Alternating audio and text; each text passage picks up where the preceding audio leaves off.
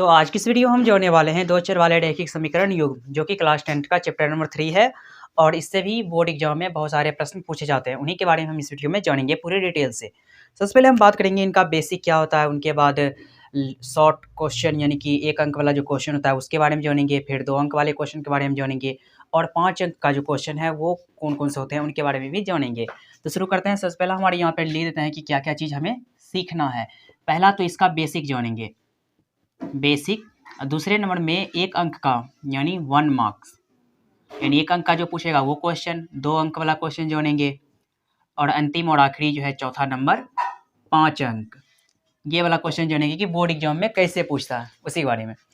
तो सबसे पहले हम इसका बेसिक समझ लेते हैं कि दो चर वाले रैखिक समीकरण में क्या क्या होता है। दो चर वाले रैखिक समीकरण में अगर बात की जाए, दो चर का मतलब होता है कि उसमें कम से कम 2 चर होना चाहिए। दो चर का मतलब हो जाएगा 2 चर, इसका मतलब हुआ x और y, ये पहला चर ये दूसरा चर। अगर बोलेगा 3 चर तो इसमें एक और जोड़ देंगे x y z, इसे हम कहेंगे 3 चर। जैसे जैसे बोलेगा वैसे वैसे एक एक ABCD जोड़ते जाएंगे, वो चर बनते जाएगा। अब हम ये समझेंगे कि दो चर वाले रैखिक समीकरण बोलता है। तो रैखिक किसे कहते हैं उनके बारे में समझ लेते हैं। रैखिक, रैखिक का मतलब हुआ जिसका घात 1 होता है, जैसे रैखिक बहुपद हुआ, रैखिक घात हुआ, या फिर इस तरह से हम बोलेंगे तो रैखिक का मतलब हुआ लीनियर, इसको हम कहते हैं लीनियर। अब रैखिक में हो जाएगा जिसका पावर 1 हो, जिसका पावर 1 हो उसे हम कहेंगे रैखिक, यानी जिसका पावर 1 होगा उसे रैखिक कहेंगे। ये तो हम समझ गए रैखिक का परिभाषा कि जिसका पावर 1 हो उसे रैखिक कहेंगे।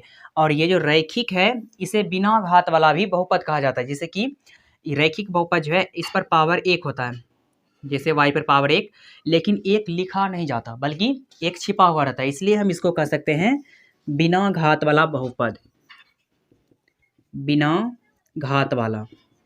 इसे जो है आप बिना घात वाला भी बोल सकते हैं, क्योंकि अक्सर एग्जाम में, बोर्ड एग्जाम में पूछे जाते हैं कि बिना घात वाला बहुपद किसे कहते हैं, तो उनमें रैखिक बहुपद को ही टिक मारना है। तो आगे हम समझते हैं कि कह रहा है दो चरों में दो रैखिक समीकरण के युग्म। हाँ, तो इसमें हम आपको बताना चाहेंगे, यहाँ पे अगला टॉपिक है a1x plus b1y plus c1 बराबर 0, इसे हम कहेंगे समीकरण 1। वही नीचे हम लिख देंगे सेम टू सेम ABC लिख देंगे, सिर्फ यहाँ पे 1, जैसे यहाँ पे 2 लिखे a2x plus b2y plus c2 बराबर 0, इसको हम कहेंगे समीकरण 2। ये है समीकरण 1, ये हुआ समीकरण 2। तो आगे इसमें बता रहा है कि इसको आप हम समीकरण 1 और समीकरण 2 तो समझ गए। अब जैसे कि इसके अनुसार अगर बात की जाए तो कोई भी समीकरण रहता है तो कैसे हम उसका मान निकालेंगे। जैसे कि मान लीजिए यहाँ पे लिखे हैं 20x square plus 30x plus 5 बराबर 0। सपोज दैट ऐसा कोई क्वेश्चन है तो इसमें हमें क्या करना है कि a1 का मान पूछेगा तो लिखेंगे a1 बराबर, a के सामने में 20 है, a1 के सामने में 20 है तो यहाँ पे लिखेंगे 20। अब यहाँ पे लिखेंगे b1 बराबर 30, c1 बराबर 5। आप इस तरह से इसे लिख सकते हैं।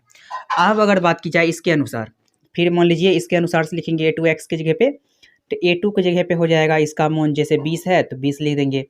फिर b2 इसको कहेंगे a2 b2 c2, तो b2 की जगह पे कितना है 30, तो 30 लिख देंगे, नहीं तो इसके लिए अलग से एक समीकरण ले लेंगे।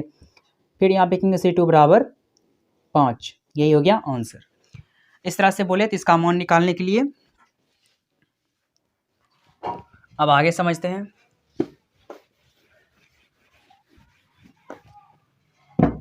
टॉपिक है वो यह है कि a1 बटे a2 बराबर नहीं रहेगा b1 बटे b2, तब क्या क्या होगा उनके बारे में समझेंगे।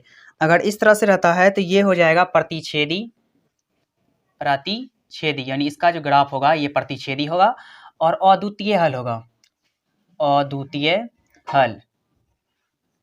इसमें हम क्या बताया कि जब a1 बटे a2 बराबर नहीं रहेगा b1 बटे b2 तो प्रतिच्छेदी और अद्वितीय हल होगा।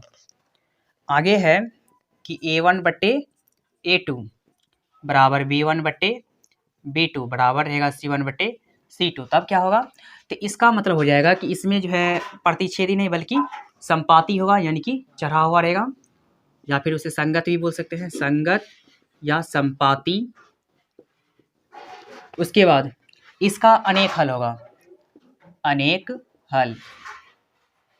आगे हम समझेंगे एक और कंडीशन होता है a1 बटे a2 बराबर B1/B2 अब बराबर नहीं रहेगा C1/C2, तो ये हो जाएगा समांतर।